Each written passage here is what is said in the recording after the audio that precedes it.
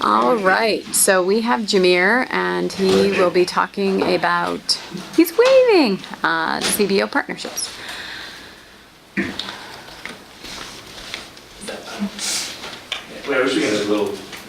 My home videos, I like narrating the entire Dude. Yes. Can you bring it over? Abby just fell in the sand. I repeat, Abby fell in the sand. It's not looking good for you. What's best is when like I'm videoing is like my kids are doing stupid things, and like one time I had this video and Brad like fell, and I was like, oh, he just fell and he's crying. I'm like, oh, it's okay. I'm like on video, like being really bad parenting stuff. But yeah, I could bring them in. That could be interesting. All right, so I cheated.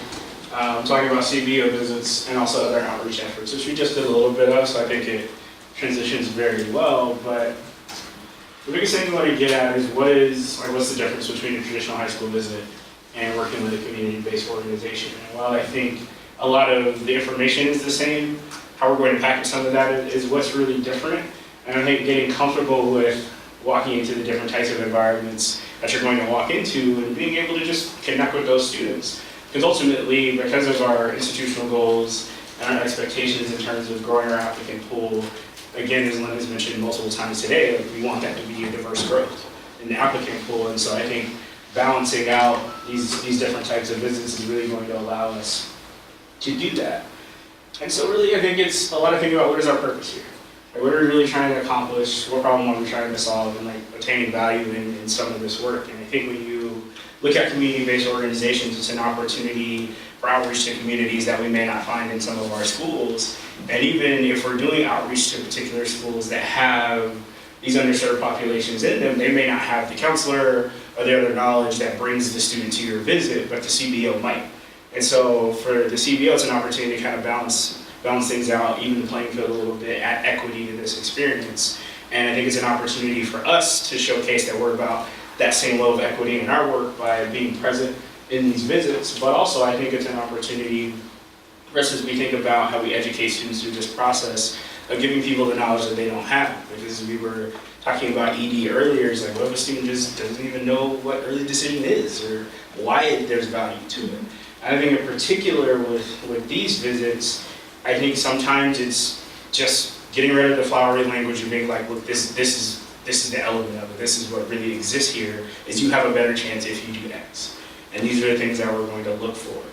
And I really got a lot of value out of the program I was doing last week in Chicago, because there were 3 of us from admissions, myself, Daryl from Gettysburg, and Christina from Lafayette, and we had a lot of opportunities to say, hey, these are the great values, these are kind of higher level conversation pieces, but then also, at the end of the day, that there are things that you need to do and things are going to face obstacles that exist in higher education that work against you, but we're here as a resource to help you.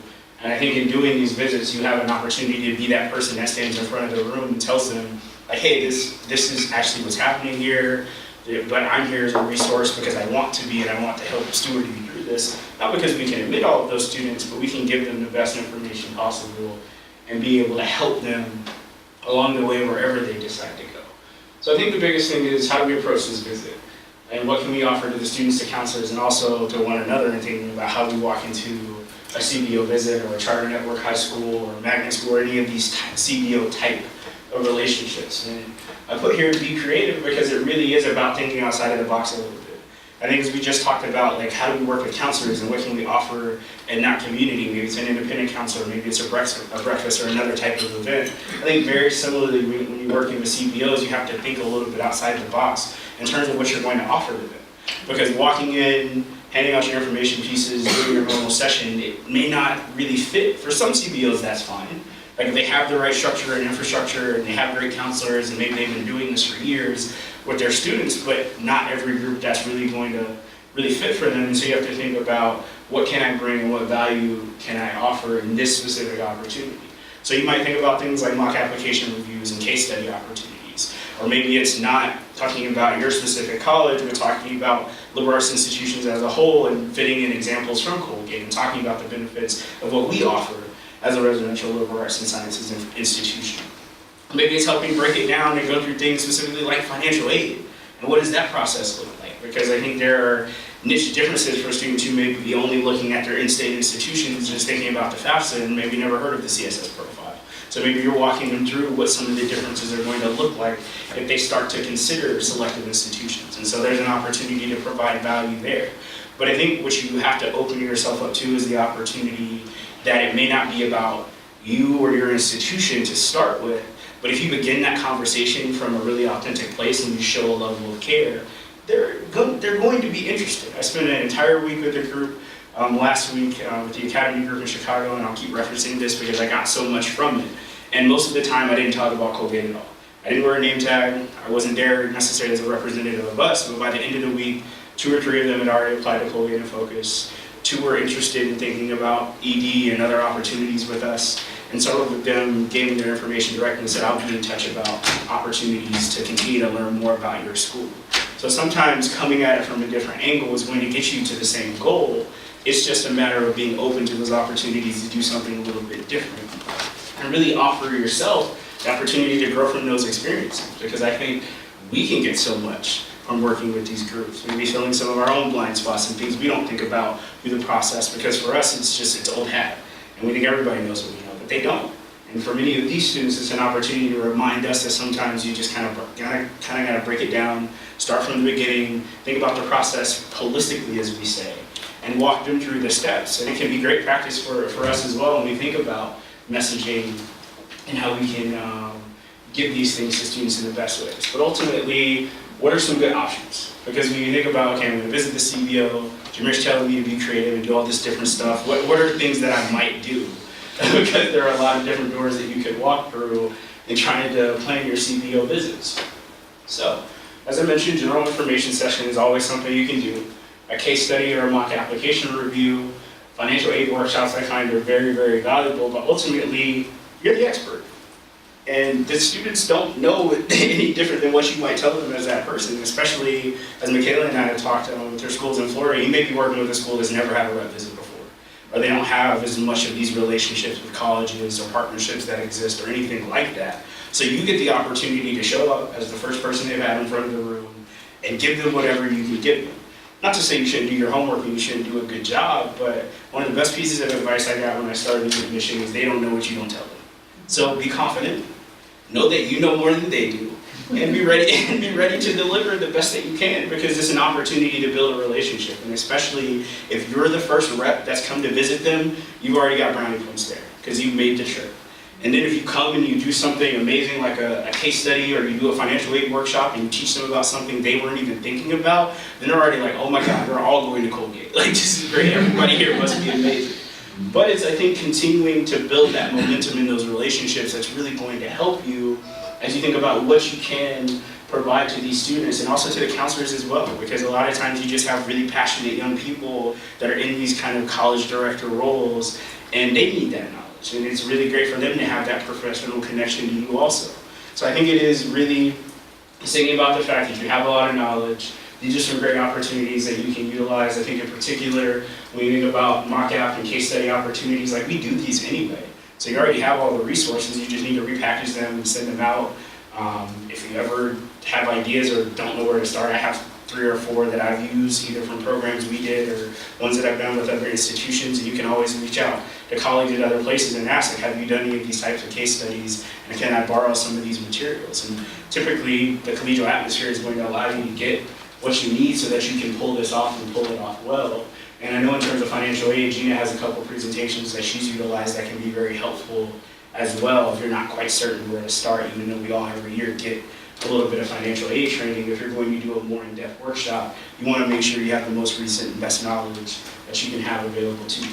And I think Jenny started the folder on the shared drive under travel for workshops and presentations, so we're not like reinventing the wheel. And I actually copied your LAC piece that I'm deleting some slides and adding new ones in for the summer search piece I'm doing in a couple weeks. So adding in slides about OUS and First Generation Initiative and the Alana Cultural Center, but you did a great job pulling some cool photos and, so we just need to all support one another, and one of the best ways to do that is if you're doing any programming, to put your PowerPoint or your outline or any of the materials that you're using out on the share drive, just so we can all have a starting point, is like even a brainstorm to figure out how we want to begin or look at the range of options. Yeah, and I think to that end, if you do any of these things, like report back, how did it go, what landed, what didn't. I think as much as we can continue to share some of that information, and I'm one person who's guilty of not doing that enough, and something that I'm going to strive to continue to do better is talk about some of these things that I've been able to do and take advantage of, because the institutional knowledge isn't very good if only one person has it, because if that one person leaves, then what? So as much as we can kind of share that information across people, I think it's going to make us that much better as a team in terms of approaching our work. A particular type of outreach that I wanted to talk about is having a formal partnership agreement. And we have a great partnership right now with Chicago Scholars, and Gary and I are currently working with Uplift Education and Charter Network in Texas to develop a very similar type of agreement. And basically, when you start to work with a CBO or a charter network of any type in this formal agreement, you're going to sign a memorandum of understanding, or MOU. And this is really just going to outline kind of what you're agreeing to, what you're going to do in working with this organization. And so it is an extra step in terms of commitment, but it's an opportunity to really cement that relationship that you have with an organization that you're going to be working with. And the most important thing to think about is once you go into this type of agreement, it's going to require support beyond just what we do here in admission and financial aid. So really thinking about who are the other people on campus that are going to be a part of this work, from the dean of the college side, other partners that you have on campus, or colleagues that you've worked with that you know will be great resources for this community. How do you connect with them to also talk about, hey, we're going to have this great new partnership. You'd be the perfect person for them to be able to connect to. Would you mind if I include you in an email, or connect you to their college partnership person, so that we can make sure these partnerships go smoothly. So I wanted to include an example of kind of what a memorandum of understanding looks like. If you can't see this, I'll share the link after this. But basically, you're going to go through, these are some of the things that we're going to agree to or seek to do as part of this agreement with Uplift Education. This is kind of the first draft of this, as you can see in the top left corner there. But then also the organization is going to agree to do certain things as well. So it really is a partnership in the sense of, we're not just saying, yeah, we're going to admit your students and we're going to give them lots of aid and bring them to campus and do all of these things for them. They also have to agree to hold up their end of the bargain to send the right students, and to make sure that when you are coming to visit, that you're actually meeting with people, that you don't show up for that lunch visit and nobody's there. Like if they're going to agreement with you and you're saying we're going to spend this time and resource as a person and in actual dollars, like we want something out of it too. So we want to see your best students, and we want to actually meet people when we come to visit. But also we want to host your counselors. We want to have that counselor relationship time across, in this specific instance, across the network of schools that they have working with them. So definitely it's an opportunity for us to also advocate for, these are the things that we need to fulfill our side of the partnership from you, and for them to come back to us and say, well, these are the things that we're interested in the partnership for you to accomplish. So it is really much a back and forth. From this first draft, we actually updated several things that we didn't feel like were going to be a good fit for us, or things that we wanted to word differently. So you are getting into kind of the fine details when you get into one of these, because it is a legal document in some senses. And so Gary and I really had to look through, like, what are we actually agreeing to? What is going to be the financial cost? Do we need to change the budget structure in any way to get into these agreements? But if you're working with a CBO and they start to talk about this, like, I think it is an opportunity to say, okay, is this going to be a viable opportunity for us? Do we get enough students already from this particular organization to even think about it? Because this isn't going to be a good fit for every CBO. It's not a good fit for every charter network, but in particular, with Uplift and Chicago Scholars, we, I think, have the level of history with them, as well as alumni in those areas to support some of our efforts. There's an interest there in being able to be creative in what some of the outreach will look like and how we'll fulfill some of what's in this agreement. But definitely, if you're just interested, okay, where do I even start with this? We have some examples available to you, so you can utilize as a roadmap if you ever run into an institution or organization who's looking to go through a memorandum of understanding. And obviously Gary and I being there supports to walk through what those partnerships look like, because I typically, as from the admission office, will be the contact person, and then working outside of our office to figure out who are the other people across the campus that will also be involved in this particular partnership, because it'll talk about things like advising structure, who's going to be the person that receives them once they enroll, is there going to be some kind of consistent contact during the year for their students, and who can the person on their end who works with their alumni reach out to if there is an issue or if they're needing to just figure out how their students are doing. So some of it, as I said, will go well beyond our office, but I'll always kind of be that first point of contact and work with them through the admission process, so I can support anyone if they get to a point where, hey, this institution, the CBO is asking about some type of a partnership, is this something we would want to do? And obviously for you as territory managers, you have a good sense of what that work has looked like and if it makes any sense to begin that conversation. But definitely this is a step that you can take if we get far enough along in the process. Can I ask how you got to this point? Like, how did your relationship with Uplift come to this, like? So I know when I started in Texas, Uplift was kind of on the radar already. Yeah. My first visit, they were starting to ask some questions about partnership. I reached out to Gary and asked him, is this something we'd be interested in? From the work that we've done, we get a fair amount of applications from Uplift across. I think they right now have about 10 schools across the Dallas-Fort Worth, Arlington areas in Texas. So there's a lot of high schools, a lot of students to tap into. Also, we've traditionally gone to their college fair. They have a couple spring events that we've gotten involved with as well. So I think there was already some energy and momentum there. Also, personally, I knew a bit about Uplift coming into this position, so I felt like it would be a good relationship to foster. But wanted to see in the first year, was there enough traction there to warrant going into a formal partnership? But we do get a good enough level, I think, of applications and actually students who are at a level that we'd admit that it makes some sense. And also a lot of what they're asking for are things that we would do anyway. So at this point, it's if we can submit that partnership even further and continue to work with them on a deeper level, I think it just allows us, because they're an organization that's looking to continue to grow, to kind of be on the front end of some of that growth, especially because of our goals in Texas to really submit our work in that market. Programs like this are the ways that you do that. Getting the word out, being more visible, having them talk about you in other forums, I think really helps. So if you have an opportunity to develop a partnership, then you're going to get just remarketing in terms of some of the work that they do and how they share about your institution. So I know a lot of the students that we oftentimes may see from CBOs are students who may be a fit for OUS.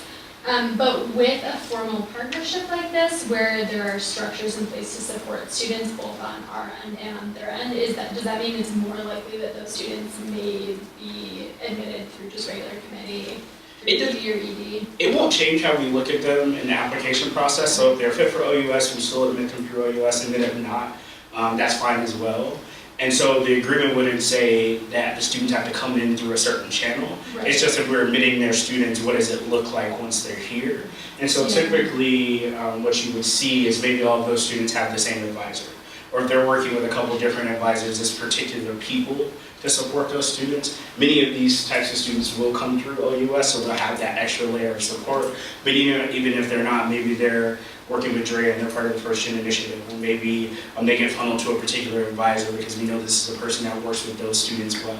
So we do get an opportunity to control some of that on our end to make sure they get the right type of people to work with them while they're on campus, and also give the confidence to the CBO that they're going to have the right type of person working with them on our campus. I think that is an important consideration, especially if they're not OUS, because there isn't that additional layer that's going to be happening for them. So I think we have to be cognizant of that in some of these agreements, thinking about who we are working with from the dean and the college side in terms of their advising structure, to make sure this is someone who's comfortable with knowing, hey, you're going to have this other person that's calling you because we have this formal partnership. And because we work with Chicago Scholars, there's already some of that institutional knowledge there to say this is kind of what this looks like. So it wouldn't be a surprise to anyone, but I definitely think we have to be very cognizant of that in going into an agreement for these students. And then a couple of other additional considerations is obviously, as we talked about AAP, like thinking about if there are college fairs, college nights, or other outreach opportunity that we're going to send alumni to, has got to be the right person. And especially if it's a program where you're in some kind of a formal partnership or wanting to get there, you can take it if you send them on the level. Like it really can mess up the whole thing for you. I was actually, when I was in Chicago, or not in Chicago, DC, I ran into one of the folks from Link Unlimited. They're a CBO based out of Chicago as well, and they host a college fair every year. and I ran into their new director of college partnerships, and they hadn't sent out anything about the fair, and it wasn't just us. This has been kind of something I've heard from other admission officers, and she flat out said to me, she's like, you know, we're taking Colgate off of a lot of our students' lists. They don't feel comfortable with you. And that's not the first time I've heard that. I've heard it a couple different times from CBOs and from high school counselors. And I think it's not just sending the wrong alumni, it's like, it's our messaging. And I think we have to think about, again, as I've said many, many times over, we talk about the new message, like how does this land for every student, especially the student who is coming from a background that's different than the majority of the students that are here on campus. But also because of some of the instances of racial bias and other things that have happened here over the last couple of years, how are we talking about that? Because you can't walk into a CBO visit and expect that it just won't come up. It may or may not, but if it does, how are you answering those questions? How are you talking about the diversity work that's being done on campus and the response that we've had, and some of the things that are in the works to make this a more inclusive and safer campus for students who are coming from traditionally underserved backgrounds. So especially if you're sending an alum, you want to make sure either you've had a conversation with them ahead of time about the type of event and the type of students that they're going to see. Make sure they're comfortable with that, because if they're not, then don't send them. Look for someone else, or just say we can't do the event this year if we can't send an admission officer. So I'd rather not be represented than send the wrong person. We were just talking about that with college fairs yesterday. Yeah, but it's so important because it doesn't necessarily have to be that it's a person of color that's there, but it has to be someone who's culturally competent and is comfortable enough to have those types of conversations and isn't just going to speak to the Colgate of old that they love. They have to be speaking to the Colgate that's continuing to move forward in a particular way, because the Colgate of old may not be a good fit for a particular student. So I think we have to be a little bit mindful of that. But also, I'm sorry, I just have a couple things. I want to just reinforce with the AAP management. I mean, Samantha did a wonderful job like hand managing the pieces, but she didn't do the role of an admission officer. And so this is one thing to say, yes, things are covered, but as a regional manager, you have to be thoughtful about what events are out there and if there needs to be these conversations. If it's an individual, and I always, I think we've tried to reach out to the alums in Stanford when they're doing some of the diversity work in Lower Fairfield to make sure they're comfortable with it. And it is a lot worse to send the wrong person. The other question I have for you, and I know sometimes you have to read the situation, but I tend to be, especially when you're in CBO events, I tend to lead with some of the challenges we've had on our campus and just be out there with it rather than wait for it to come up as a question. And I would welcome your thoughts on approach on that. yeah, actually, Keaton and I were just talking about this. I think one of the things that I found is most effective, and this is for me and maybe for you as well, is to leave with some of that. Yeah. Because I think it comes off as inauthentic if you just don't talk about it at all. And they can do a quick Google search. It'll come up. It's not hard to find these things. Like, they were national news. So you really have to be cognizant of that in a digital age where so much information is available.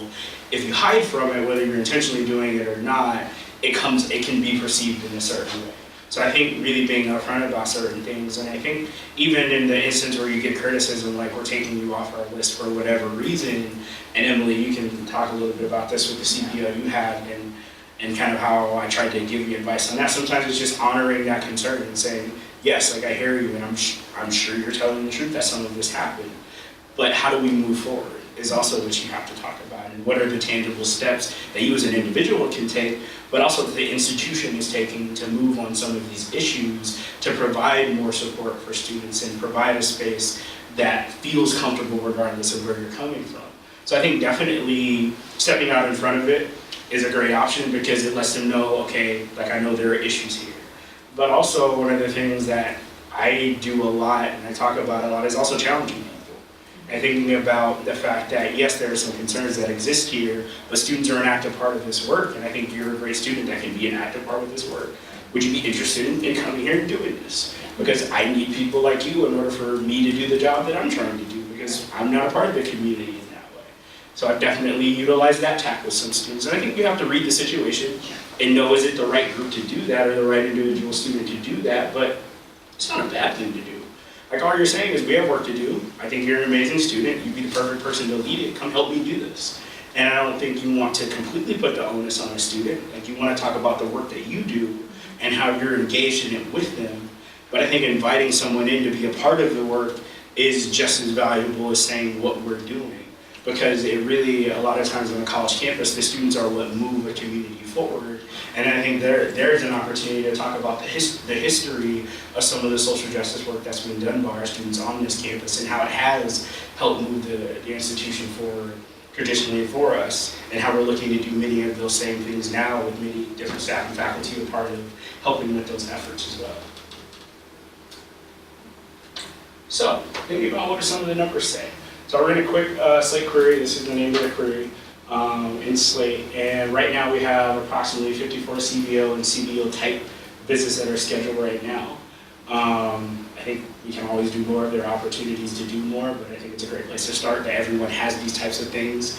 This isn't a perfect query. I just looked at CBO, like those that had CBO in the title, charter school in the title, so there are other types of schools that might not have fallen under this. This was kind of just a quick cursory look at the query without having to go line by line at each individual school. And I think one of the things we do want to get to, thinking about how we code some of the data, like we have some coding for CBOs now, which has been really helpful. But right now CBO visits are still a high school visit. Can we change it in Slate to make it its own visit type? So then the opportunity, we're looking to query and looking who came to these visits and then how that translates into applications, enrollment, and things like that. It would be a little bit easier to get some of that data, which I think, to your point, Lynn, about making data-driven decisions and being able to talk about what the data is showing us, that's going to allow us to do that even better. But the step of actually getting some kind of an ID structure for the CBOs was a good first step. And I think we just continue to build to see, okay, what do we actually need? And the great thing about Slate is that it is nimble enough to allow us to continue to work at the features and figure out what is going to be the best fit as we move forward in this. But again, just wanted to give you a sense of kind of where we are right now in terms of putting these visits on the calendar. One thing I will continue to encourage people to do is reach out to College Greenlight. They're really, really helpful. Like honestly, they will do the work for you. Like if you just send them, hey, I'm gonna be in this area and these are the schools that I'm visiting, can you give me some options? They'll just send you a list of different options in the regions that you're going to. So it's not a big ask, you're already working on your trips anyway. And instead of you trying to figure out what CBOs I go to, if someone else can tell you and is willing to do that work for you, like why not? They're already doing work for us anyway. And they schedule the appointments because they don't get back to you. Actually, they will call for you. Okay. Like if you're like, hey, I can't reach someone, do you know who the contact is? They'll actually call ahead of you and say, oh yeah, I talked to this person, they know you're going to email. Or they prefer for you to call them, or this is actually the new person. So they will do that legwork too. Their staff is really interested in working with us, helping us do this work better, providing us with data, and helping us get these visits on the calendar. So if you really are struggling to get in touch with someone, if they can get someone because of their work outside of an institution, they'll do that for you. So that's not off the table. So if you're really just in a place where you don't know where to start, or you're just really having trouble beating your head against the wall with the CBO, they can be an outside source that reaches out, and they're a resource for college-based, community-based organizations. So they may get on the phone with someone that just doesn't want to talk to you. Yeah. For whatever reason, so definitely. It's actually Alex. But I'm just saying, just in general, if that is the worry, like they'll do that part for you. The second thing I want to talk about and looking at data is something from the Education Trust called the College Results Online Tool. The Ed Trust is a nonprofit organization that collects and analyzes a lot of data to work for advocacy groups as well as legislators and policymakers. To really impact and educate them on some of the policies that they may be creating, or for advocacy groups to help them advocate smartly about some of the things that they're asking for. They're one of the organizations I got to meet with when I was in DC for the GWI conference, and it was an awesome meeting. They're doing a lot of great work. They have a lot of great information on their website, so thinking about data tools as we prepare all the time to do our travel guides, this is another resource that people might look at. One of the things I asked coming back from that was actually for Keaton to put together just kind of a little presentation looking at the CRO, the College Resource online guide that they have, and so I wanted to show you that as well. And Keaton, if you wanted to give any background on this work. Sure. So This website is pretty fantastic. I mean, if you look at the presentation that we put together here, it's only about 8 slides. This really is just scratching the surface of the information and data that we have that we can use. The first one that you're looking at here, of course, is, well, let's call it what it is. They don't have very nice things to say about us, which, you know, we can't really blame them. I think it's just sort of important to keep this in mind, that this is, what Jameer's been saying, this is sort of the reputation that we have, and we have to sort of like, you know, own it. We have to acknowledge, like, yes, where we've been is not great, and how we're trying to make these great strides going forward. But the next couple slides you're just going to see are just interesting pieces of information I pulled out. Again, I really encourage everyone, if you have a downtime like 20 minutes, the website is just collegeresults.org, and you can search any college. And I can send you a link to this as well. Yeah, and it's absolutely brilliant as far as the information that it applies. What's interesting is, you'll see this in the slides to come up, but it actually identifies schools that it classifies as our competitors, which is a lot of schools are recognized on here, although we personally, like places like McAllister and Scripps, like I've never even heard of those. So this is just good to know that, you know, this is who we're sort of being compared to side by side. And all of the schools with the little exclamation point thing are in the same vein with us as schools that are engines of inequality. So Yeah. in present companies. Yeah, that and Pell enrollment in the bottom 5%. Is what that means. So students on Pell grants. Inequality. Therefore, Um, they're the same thing. Okay. Yeah. Sorry. Can we go back? So the 15%, less than 15% eligible is what gets you the. That's sort of what I figured, yeah. Yeah, and So they, they're just barely not in it. Yeah. And Hamilton's. Well, no, this is not the engine of inequality. This is, according to the legend, Pell enrollment in bottom 5%. Right. But that little, that blurb is what, that was one of the yeah, things that talks little about. triangle, the orange triangle. And they have several different ways, like if you play around with the CRO, that you can look at the data by socioeconomic, by race and ethnicity, by gender, and they have a lot of different data points that you can kind of go into. These are just kind of some of the snapshots to see, like, how does an outside organization that's very reputable in terms of their data, how do they look at us? So I thought it would be something valuable to bring back in this conversation, to think about what are we actually up against when we're on the road. And I will tell you that I have told a couple of counselors this is a great tool to utilize to compare colleges. Like if you're trying to figure out like what's going to be a good fit school for me, because it just gives you so much information. It also looks at financial aid things, median earnings, default rates. So it gives a student a lot of information if they're trying to decide between college X and college Y. So I have told a couple of counselors that this might be an additional tool with Naviance to utilize if they're trying to help their students figure out universities, not because I want people to look at us unfavorably, but the data's out there. Like this is a tool that's available, and I think ultimately one of the things that we can like be better prepared for is if we know this data, you walk into a room knowing, okay, these are some of the things that I may come up against or things that I need to be ready to talk about because this information is out there. Right now, Entrust is not widely marketing this tool. They don't like the look of it right now. They say it's very 1980s, but they are working on just the aesthetics of it. And so I think eventually it may gain some traction as they get to a point where they feel comfortable talking about it. Because I do think they have a good level of kind of reputation and reach to be able to tell students and counselors about the tool. So just something to think about that may come down the pipeline. And this is another place that people get their information. Just to fully clarify with the, I know there's a bar chart that has some data there on differentiated graduation rates for certain populations, and I just wanted to clarify, is that like our competitor pool, is this us? Like, This one's is us? This is Okay, us. because I've been looking for this data, so I'm like really glad that we have it now. There's one for our competitors a couple slides Okay. ahead. And, okay, Yeah, and that's, it's not all negative data. Like the one that I really enjoy is there's a financial outcomes tab that lists like median earning after 10 years, median debt of competitors, and I mean for debt we're the second lowest, for median earnings we're the second highest, which is great to see. So it's good to see that students will be able to have access to that information too. So a lot of good data, something to play with. That's great. But just wanted to add that in, one, because I have key to work, but also because I think it's just another good tool Yeah. for us to be able to think about as we go on the road, and also for us to just know kind of where we are in the landscape and how another organization compares us in terms of peer group. So I know a lot of times we think about like, who is our peer group, what is our aspirational group? This is a kind of non-affiliated, objective way to say, okay, this is where this organization sees us, and they do it by looking at type of school, size, as well as some of the enrollment and things like that. So they take into account a lot of different factors to create that peer group. Yes.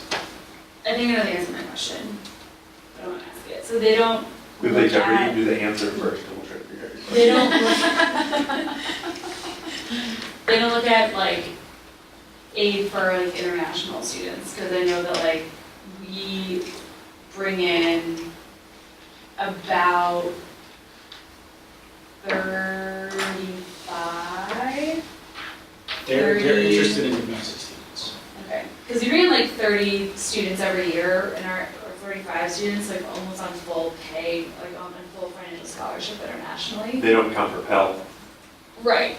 They're basically like international level. Yeah. Doesn't matter. Okay. Yeah, so the Pell, I mean, we actually, we got a media inquiry about this the other day, about our Pell number, and I gave Dan DeVries a response, which is basically, you know, here's our financial aid policy, we meet 100% of need, we are need aware, we have a financial aid budget, well, like stuff that we already know. What I also said was, you know, Pell is in some senses people like it because it's standardized. Right. But it's also an imperfect measure of the actual socioeconomic diversity on our campus. Because we have a lot of students who are on financial aid who aren't necessarily receiving Pell, but they're still needy and they belong to a different socioeconomic class. So Pell is standard, and actually comparing us between schools actually does give you probably a pretty fair idea, but it's not like we only have 12% needy students on our campus. Right. We know that, so. Yeah, because I know like a lot of schools, Colgate size, only fund like 3 or 5 international students per Yeah. year. Yeah, they do not count towards our Pell numbers. When schools are chasing Pell, they're probably not aiding any international kids. Right, And honestly, we are, so, right. yeah, it makes a difference. Doesn't, It's like bringing in a whole, like, almost entire other OUS cohort, like, number-wise, right, because OUS this year is about 45 students. It's almost like Yeah. the same number, almost. Anyway, sorry. Yeah, but Didn't mean to- we can do better. Yes. Like regardless, like, we can still do better. And I think we have one person we're not watching. And I think your comment is valid, but I think like being able to talk about something like that, like what we do for international students, but then for every one of those we bring it's a domestic student that we don't aid in a particular way. So I think, so there are Two sides. things you have to balance there. Yeah. And I think for thinking about outreach to CBOs in some of these schools, like, they don't care about that necessarily. They care about their students, so so you can't fault them. They're like, okay, that's great, but and so I think it's thinking about, okay, what is the value of all of these different students, and being able to really effectively talk about that, talk about the work that we do provide, as well as the fact that some of our students don't fall at the Pell level, but they are getting a lot of financial need. I think is a great point to be able to make, and also the fact that one of President Casey's goals in fundraising is to get more money for financial aid. That's what I was gonna say, is I'm actually excited for that to finally kick off, like formally and officially and publicly eventually. But I think because- even like just dropping that nugget is like, we Yeah. are actually trying to get more money, we promise. Yeah, like, no, really, definitely. You're expanding But- the student, but. But see, I Right. think It'll be so great when it's over, because we can point to that and say, like, he's looking to expand our financial aid budget by a huge amount. Yeah. But I And that think will- anything you can do to show like Yeah. there's work in progress and there's an engine behind this. I'm not just sitting up here saying it because I need you to apply. Like there is real work being done to some of the stuff I said earlier, the DEI work, the mosaics work, some of these other things. Like those tangible examples are really great ways to balance out the scale of, okay, these things are bad. We're also doing these other things. We're not a terrible place. We're trying to be better. I think you just have to bring all of it. Is what you have to do. Is it next Maybe one day year will be an that engine the- on the phone. Or just not an engine. Is it next year that campaign is kicking off? I don't know, I mean, I think it's a bicentennial thing, but If you're not a dog it's a person, very, I like dogs. Because I remember he presented to our staff, I know, I he think it told was us. a year ago, he said it in 2 years, so I'm like, where are his two? I think that, that's beautiful. I think that it's under wraps because it's like, the plans are massive. He's like dropping hints about it, and we. Well, and do they're this also sometimes. hiring the VP position. They're hiring the VP and they're hiring like firms to help them, like, it's so big. And one of the things he told us was like, yeah, exactly, you raise that money for you, announce it, it's supposed to be like the biggest campaign in the history of Liberal Arts College. And what he said was, if we focus on the donors that would get us there, we basically have to stop talking to the donors that are under a certain money amount, which is where we spend a lot of our time right now, because it's just small pennies. And we have to be focused on big dollar amounts. So it's like, it's a huge thing. I can't say too much, Brittany's got all the information. but basically a 13 city tour, fundraising tour. Paul McCartney. There's a lot being planned for that. There are items that will be selling and auctioning and tons of fancy rich people bonuses and all that sort of stuff. But it's basically going to be a year-long bicentennial tour, which has been pretty much finalized. So I'm expecting that maybe he'll talk a little bit about that during the all-staff meeting, during the bicentennial portion, but I can't guarantee that he'll be ready to talk. Next week. Next Tuesday at 22nd. During International Orientation Program. Yes. I'm on session. It's like on like the busiest day possible. Sorry, Jameer. But wait, there is more. There's more, the dog says I'm not there's more. done yet. So some of the additional outreach and inclusion work that I've been able to work on while I was in the office. First, better understanding the resources and onboarding process for foreign national students in particular, documented and undocumented students. Michaela, Jenny, and I have had the opportunity to work on this throughout the spring and the summer, and actually got Chris Wells, Suzanne Spring, and Kara Hunter in one room, which was an accomplishment in and of itself. But we do have a couple of things that came out of the meeting that we feel like can be talking points for people to take with them to answer some questions, in particular the folks that are traveling, because I think this is a community, especially for travel in Texas and Florida and California and the Southwest and really any major city, where these questions may come up. And being prepared to be able to say, hey, Colgate is financing these students, we're still meeting need in the same way. Also that these students have resources on campus to be able to access an attorney or to have an advisor who understands some of these issues. And if they're in OUS fund that helps them with costs, a discretionary fund that can help them with some of the costs that may come outside of what they get in financial aid. And also onboarding things like all the emails that they're going to get because their flag is an international student, that they can disregard those. And Curie even going so far as saying that she has a go plan with some students, where if for whatever reason ICE was on campus, they have a go word and they have a friend that they could get off campus and make the move if needed and go where they need to go to be safe. So there are people and there's work being done on this campus at a lot of different levels. Apparently Dean McLaughlin has also worked with DLC to talk with students who are maybe in a mixed status family where, say, a parent gets deported, that they could work with them to get legal guardianship of a sibling and provide housing in the area for that sibling here as well. So there's a lot of things that are happening, there's work being done, and there are talking points for us to have available so that if we have these questions that we can work with these students. And Jenny also offered herself as a Spanish-speaking resource. We also have Angela on our staff, and we have parents that call or want to speak with someone. I think we want to get better about some of those. We also talked about traveling more freely with the Spanish language fact sheet and other information, and have that available at college fairs or when some of our visits are meeting with CBOs.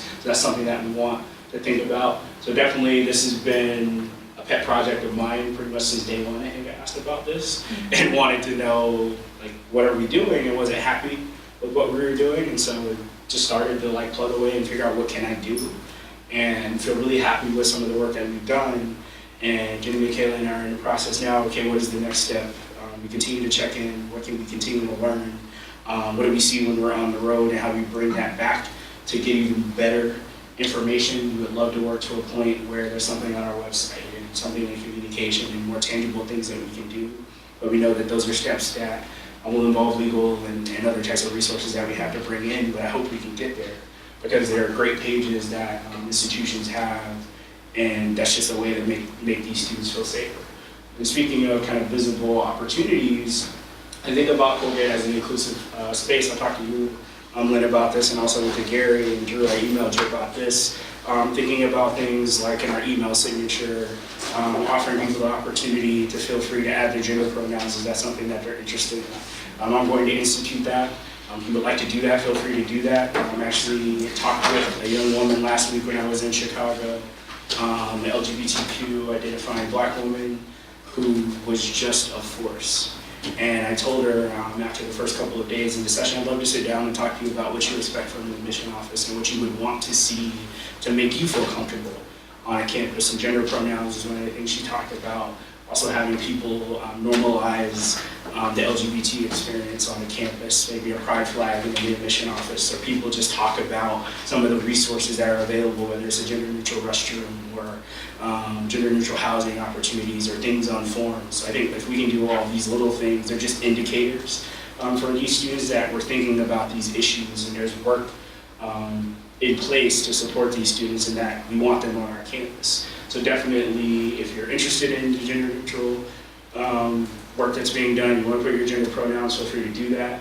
And also in thinking about language in sessions or when you're on the road, and just the examples you include talking about the campus community, drop some of these different types of things in there, maybe brown bags or speakers that are on campus or clubs and organizations that are on our campus. Just really small ways that you can say this community exists here, I think is really important. And then I think the biggest thing for me is improving our reputation. I think, as Erin and I have talked a lot about this, and I've said this in several different forums, is we need an image makeover on our own campus. Like, people across campus don't necessarily speak about us in the way that I would want them to. And I know the admission office is kind of this thing over here from the rest of campus in a lot of ways, but it doesn't have to be so stark. And I think we started to take the steps to figure out what that looks like. We hosted that open forum conversation last year. We're looking to do similar things in the coming year, maybe being a part of co-hosting a brown bag. We're going to work to do some kind of maybe monthly, bi-monthly chat with Jameer, maybe another admission officer or a senior intern or Drea or someone. I think as much as we can continue to humanize ourselves on the campus, and in the process is just going to make it easier to walk into some of those rooms and say, hey, we're trying. And another thing Drew and I talked a little bit about is, do we put like a I'm First tag on the website next to staff members' names who are first generation, or an ally tag for people who are interested in designating themselves as an ally for the LGBT community? Do we add like short blurbs and bios or those types of things? I think there's a lot of different little steps that we can take to start to think about just how are we represented? How do people see us when they're not actually seeing us? Because you don't get to meet everybody. And their only connection is going to be what they see on a website or what they see in a publication. And I think we're missing the boat in some instances. And I think there's an opportunity here, and good momentum for us to rethink some of how we do these things. So that's all I got. 13 slides. Very good. Any questions, thoughts, concerns, comments? Were the 13 slides on purpose, or did that happen organically? I didn't. I think that's what you wanted in a puppy. Yeah. I think the only comment I have to say, and Jameer and I talked about this as well, is during fall travel, the role of the CBO may be informational, it might just be meeting with leaders, it depends on the structure of the CBO.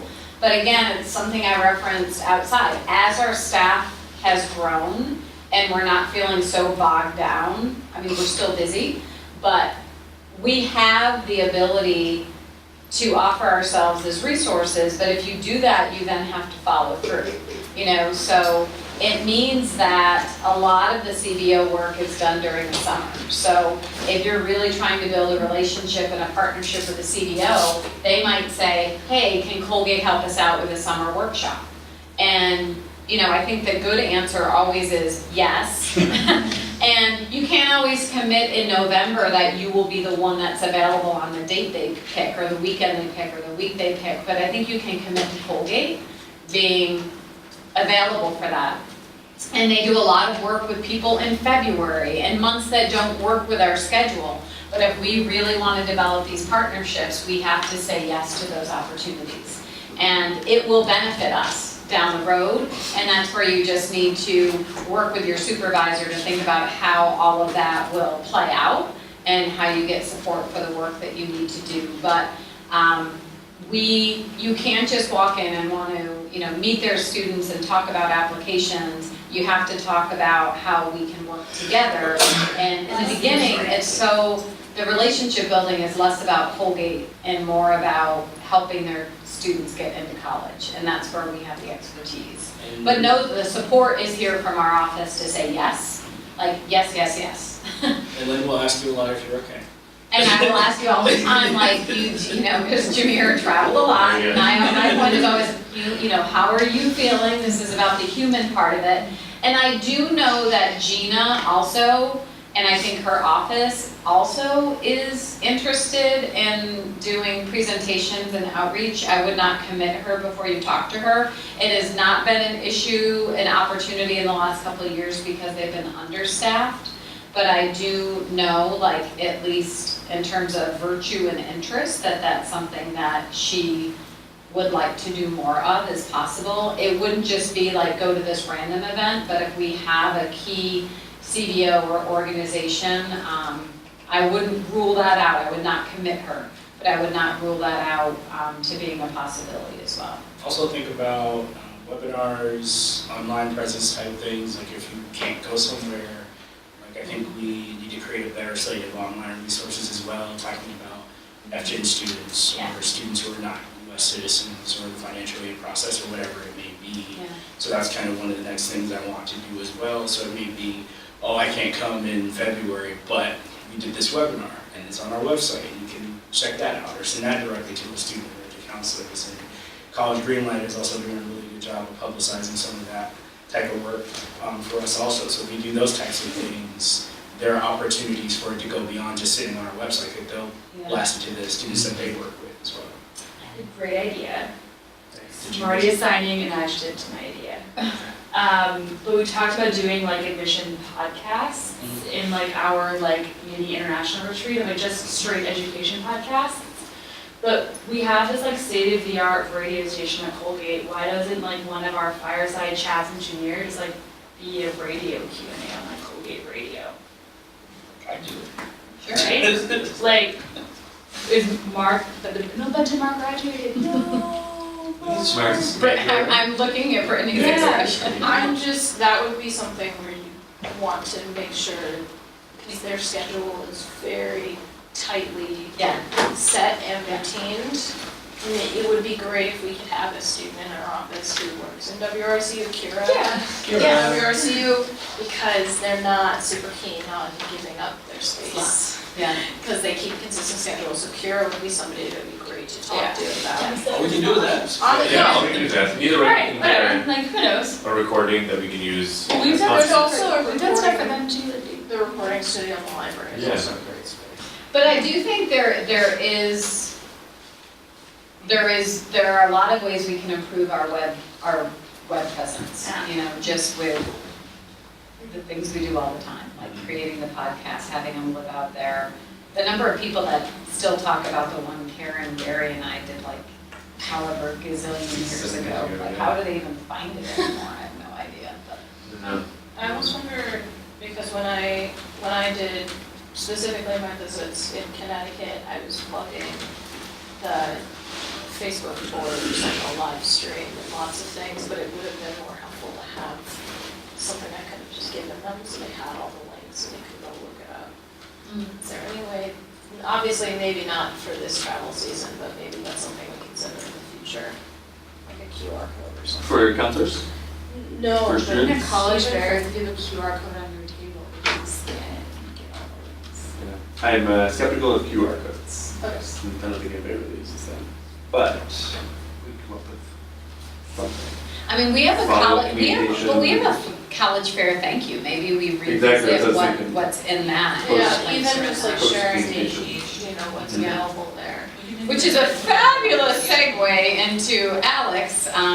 I think what we're gonna do now, since we're at 3:35, is Alice is gonna do a quick review of just our travel communication, just so people know what is being sent out under their name before and after high school visits and college fairs and things like that. I was gonna wrap up the end of the day today with travel policies and like boring details about budget. So I think I'll save that for a staff meeting. There really are no massive updates this year. The accounting, all of our budgetary policies are relatively the same. But I think I'll save that for a staff meeting, like next week, or I can even just send updates via email with some attachments, which will be easy enough. Because I do think we wanted to save some time to talk a little bit about the session before the end of the day. Yeah. I have one question about that. Your travel policies. Yeah. Since we're no longer allowed to give gift cards as a gift in lieu of lodging, but I've heard that like wine is acceptable, is that correct? Yes. Because it's a gift. I think they just don't want like the gift card, but any gift that Okay. yes. Yes. Meals? You can definitely do meals, like you can take people out for meals, but I actually disagree with the gift certificate thing, but it's policy. Okay, so I'm just gonna run through quickly the communication that our constituents will get regarding events. So if we have a high school visit, we are contacting the counselors as well as the students, but the student correspondence all comes directly off the event, and I'll show you what I mean by that. But the counselor emails come through the Deliver module, which I know some people are more familiar with than others. So we have 2 mailings in here that are intended for the counselors. The first message is called the Counselor Reminder. It's a very unique name, very original. And this is just set to go to a high school visit that is happening 10 days from now to the primary contact. So I mentioned earlier, making sure that you have that, any high school visit that you confirm, that you have one person who is starred as the primary contact so that they will get this message. They get the message 10 days prior to the visit. I'll show you in a minute, but we do contact the students 7 days prior to the visit. So our hope is that if we send this to the counselor and they're like, sorry, what? Then we have 3 days to stop that student email before it goes out. This looks beautiful right now. It's full of merge fields. That's basically just saying Colgate is visiting Bangor High School, September 13th. Your name, your first and last name, your address, and then let us know if you're not expecting me, more or less. That comes from you. So the sender is just gonna say, Alexander Fahey, my email address, and it will respond to me as well. There are some of our messages that do come from like a Colgate University address, but these are coming directly from the AO email address. The other message that goes to counselors is the thank you. This one goes either 2 or 3 days after the visit. We're not really sure what that means. And same kind of thing, Bangor High School visit, dear Linda, it was great to visit the school. Let me know if there's anything else I can do. So that's what the counselors are getting. This is also why it's important that the school name is correct. Yeah. College Orientation gives us gobbledygook. Yeah. Brittany, I think you'll enjoy the Williamsvilles. I don't know if they have been since updated, but it used to be like Williamsville S, like East Williamsville, and like none of the even way they were set up was not consistent at all. So Is it Long Island schools? No, that's Buffalo. Oh, Buffalo. yeah. Buffalo. So if you get a school and it just looks, if it looks stupid to you, understand that it's going to look even stupider to someone who deals with it every day. So those are high school visit correspondence to counselors. For the student correspondence, it's coming off of the event. So we have these templates, high school visits, and then we have communications about them. So the first one that goes out is an invitation. This goes to students. I feel like that might not be what we want. I think we want today plus 7, today plus 8, but that's not that important to everyone. But this will go to students 7 days in advance. It's very similar, just very transactional. We're coming at this time. The Join Us link is just a link for students to register. As we saw last year, the registration in advance is not super popular, but it is an option, and it is nice if that's what students elect to do. There is another message that goes out. Actually, there are 2 that would go out 24 hours prior. One of them is what we call reminder to registrants. So this is just a, hey, we're still coming. They no longer have the link to register because we thought that was unnecessary if they've already registered to say, and please sign up. But just reviews the information. There is also the visit reminder that goes out, again, 24 hours before the visit, so 1 day ahead of time.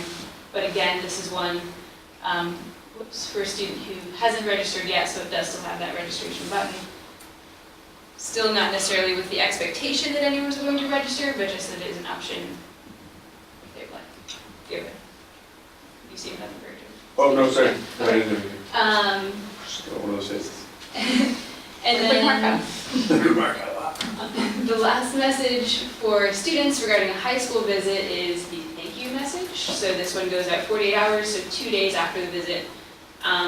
Really similar to the counselor note, but just maintaining that touch point of, it was nice to meet you. If you have questions, let me know. This one occasionally does get delayed if there's a delay in loading students who attended. So if you were somewhere where there were inquiry cards and you didn't get them loaded, just know that that's one of the reasons that we want those cards to get loaded, or to use the slate form as much as possible. And this one actually comes from the person, right? Yes. This one comes like from Keaton Hain. Yes. Yeah, the replies go back to me, right? Yeah. Yes. Yeah. So Alex, if they are loaded more than 3 days after, does it go No. then, or it just doesn't? You just don't get Starts the now. countdown then. So, Yeah, so they need to be coded as attended within 48 hours. And the reason we do that is because if it's after that, then there's other pieces of the communication plan that begin to go, and then it's just too many messages. But it's also, like, it was great to meet you. And it's not relevant. 3 weeks later. Yeah. It's really awkward. So with the best approach then, if we have fairs, like, we'll not be able to get. Well, this is Oh, high this school is for the visit. high school visit. Oh, right, okay. Yeah, so high school is a little Fairs bit are easier. different. Yeah, fairs are different. The high school visits, I started last year just going through in the evening if I had cards, because all the schools was like 10 and stuff. Never mind. You're like, moving on, Okay. not an issue. I have them all signed in slate anyways. Yeah, that's what I was gonna say. Yeah, because most of the students I saw were already in Slate, so I had to enter very few. Or I just pass around the iPad. And then, exactly, Don't worry about that. We're good. the other thing is to note that this for the video. This one, of course, does just go to attendees, so if someone registered but don't attend, then they won't get this. If someone registers and then you get there and you're like, oh, what's your name? They say Jenny, and you're like, oh, Jenny, I see that you registered. Make sure you mark them as attended, or that won't update, they won't get this message. And it will still show them as like a no-show for the event. It's also an important note just to load them the correct way, because we found quite a few last fall that actually, and I don't know if it was AOs or operation team members, where people were loaded as registered and not attended, and all of the communication comes from attended. So I think if they pre-register, then they tend not to be as missed as much, but if you're registering them, like if you're loading them, you actually have to click that they attended. Just understand that the communication comes from Or that. doing like lunch check-in rather than lunch registration. Yep. The other set of messages that we have are pertaining to college fairs. We were pretty excited for this year because we figured out how we can send a college fair invitation.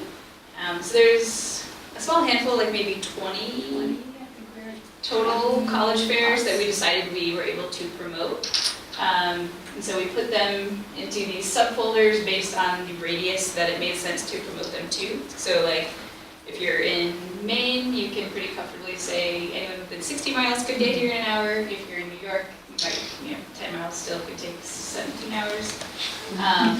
But these messages aren't going to pull in very well, but they're scheduled to go out 7 days before the event, just saying that there should be a better subject for this. But we're coming to the event, you know, Denver, Knackback, Denver, Mark. Yes. No. Yes. Questions. Yes. So, I was asked today, with a CBO in Vietnam, we're doing, in Vietnam you usually do like interviews, because in the fall, seniors already have their lists, so you do interviews to like field them. And I had put out there, like, is it also okay for me to do like an info session ahead of time and invite juniors, like, to put them on the radar for next year? And they said, like, well, are you also doing your own promotion? Because we can maybe scrape together 5 students, but I don't know if it's enough for you to want to do like an info session. So could I, like, use this as a way to promote, like, for any juniors who might already be on Colgate's mailing list, like, who I have to look at the inquiries to see if it would be a good pool. But theoretically, if you have a good number of inquiries, and like, guys, actually, like, at AEG, like, even though it's not technically a college fair, Yeah. this is a way to promote the fair. Like this exactly, no. Technically, yes, I think we could do something that's very similar. It would have to be like a separate campaign just for that event. And that is only because the geographic proximity filter will only work for US zip codes. So we could do it for an event in Vietnam, we'd have to set it up separately, and it would have to be like slightly more granular in terms of like, we'd have to base it on city or something like that.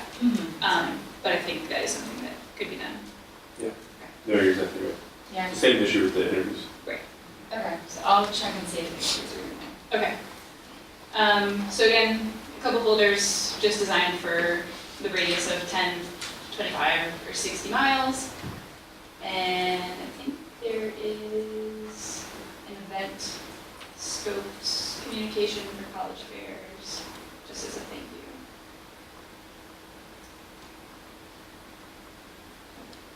Somewhere. It is somewhere. yeah, it's in Deliver. Okay. It was in Deliver. At college fair, thank you. Yeah. Same sort of thing. Next Because we sent a Colgate representative. And I love how this is, one thing I told Alexandra is that we have to check the title of our events so they make sense in the communication, so it doesn't go out saying, so happy you saw a Colgate representative at USA College Day, Day 2, London College Fair. So, But that's, so Great this example. one is again, the sender is just gonna be Colgate University, the responses will go regionally. But we wanted the sender to be Colgate rather than the regional staff member, just in case it was an alum that you'd encounter at the fair, that if you were to be like, who's Emily Rutherford? I never met her before. Yeah. perfect. This one goes out, I think at any point after they're registered, right? Any point. Yeah. So as soon as they're marked as attended. So then, yeah, pull in later will be fine. Totally Yeah, different. yeah. Totally fine. Cool. Questions on any of the communication? I love when you meet a kid on campus who's like, I talked to somebody at the so-and-so college fair and they told me, and you're like, well, that was me. I always like when people are like, so I'm getting a lot of your emails. And I Yeah. was like, did you like them? Yeah. No, they don't. Forget it. What do you think? Yeah, too. So I know we've covered a lot of topics today, but I hope it's been helpful just to get people's head really in all aspects of travel. It's a little bit overwhelming because there's a lot of prep steps that need to be done before we can actually hit the ground. Well, actually, Julie is en route to to theater locations. One thing that I wanted to set some time for earlier that we didn't do was to make sure everyone has the slideshow or pictures on their iPad. I would make sure and encourage people to do that ASAP. Is that what Drew sent out? Yeah. Okay. Yep. Playing catch up. Absolutely. Yep. But I do think we did want to use part of the rest of the time, and we'll definitely try to wrap up by 4:30, to just maybe we can realign our tables and come back together as one. That'll be a fun little activity. We have to reset the room anyway. Come back together in one group and just talk a little bit about how things are going with our current information session, where people feel on messaging, and how we can support each other as we move forward. One last quick talking point, Alexandra sent some information out today about our toiletry drive that she is organizing for us, and she is homebound here, but she has worked with the Samaritan Center in Utica, and they are very excited about potential donations. So we were laughing about the Friends episode of how many, I don't know, I'm totally dating myself by Friends, but it's funny, it doesn't matter what generation. I don't think I've seen it. It's always on the TV at gym lunchtime. It is. Where they were stealing all the stuff and then their suitcase broke and it spilled all over the lobby. Oh, Like whenever I think about okay. taking toiletries from a hotel, I always have that image in my mind. So try not to overstuff your suitcase so the zipper breaks in the lobby of the hotel. Should we do it? Should we do a competition? Should we wait? Oh, we have a really fun staff. We have some other fun things to come out. Oh, nice. But Mari is not here today, so we were waiting to let her be part of the unveil. Okay. I think it's funnier than it probably really is. But with the staff members, the operation team members not being here right now, I do want people to remember their partner, their operation team member. We're trying not to put anything, we're gonna do some fun things among AOs, but we also want people to just remember their operation team member and be supportive of all of the work they're doing on our travel. So just remember them, do something nice. It can be regional, it really can be your own preference. It does not need to be expensive. This is absolutely not about money at all. It's just about remembering them when you come back from a trip and picking up something a little extra and saying thank you and having them be part of the travel fun that you're doing on the road. This is not about expense, and it should not be expensive. It should just be fun little tokens or things from your region along the way. Okay. I'm going to turn off our video camera at this time, and for those of you not here for training, we hope you enjoy our review of the day. Thanks for coming. Thanks for coming. It's a long See you movie. next time.